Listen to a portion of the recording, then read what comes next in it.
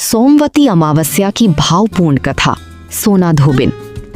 बहुत समय पहले एक नगर में एक गरीब ब्राह्मण परिवार रहता था।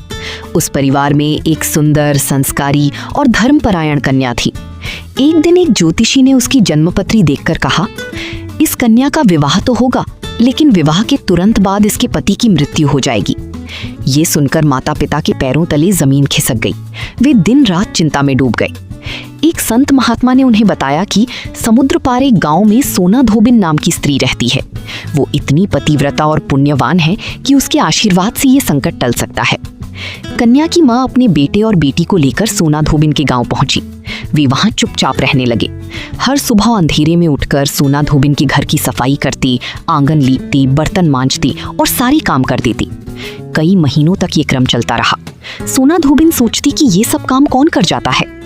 एक दिन उसने छिपकर देखा तो पाया कि एक ब्राह्मण कन्या और उसका भाई ये सेवा कर रही हैं। उसने उन्हें रोक लिया और प्रेम से पूछा, बेटी, तुम कौन हो और मेरी इतनी सेवा क्यों करती हो? तब कन्या की माँ ने रोती हुई अपनी बेटी की पूरी कहानी सुना दी। सोना धोबिन का हृदय द्रवित हो गया। उसने कहा, चिंता मत करो, मैं तुम्हारी बेटी का सौभाग्य बचाने का पूरा प्रयास करूंगी। समय बीता और कन्या का विवाह हुआ। जैसे ही विवाह की रस्में पूरी हुई, भविष्यवाणी के अनुसार वर के प्राण निकल गए। चारों ओर विलाप मच गया। तब सोना धोबिन वहां पहुंची। उसने भगवान से प्रार्थना की और अपने जीवन भर के संचित पुण्य कन्या को अर्पित कर दिए।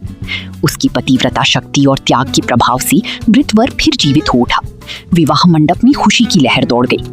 लेकिन अपनी सारी पुण्य दान करने के कारण सोना धोबिन के जीवन में संकट आने लगी। उसके पति की आयु पर भी संकट आ गया। तब उसने भगवान शिव का स्मरण करती हुई सोमवती अमावस्या का व्रत किया, पीपल वृक्ष की 108 परिक्रमा की और सच्चे मन से प्रार्थना की। भगवान की कृपा से उसकी सारी पुण्य पुनः लौट आई और उसके पति की रक्षा हुई। कथा का संदेश: निस्वार्थ सेवा सबसे बड़ा धर्म है। सच्ची भक्ति और पतिव्रता का बल असंभव को भी संभव बना देता है। सोमवती अमावस्या का व्रत सौभाग्य, सुख और परिवार की रक्षा का प्रतीक है। दूसरों के लिए किया गया त्याग कभी व्यर्थ नहीं जाता। जहाँ सेवा, श्रद्धा और त्याग होता है, वहाँ भगवान स्वयं निवास करते हैं। राधे राधे। हर हर महादेव।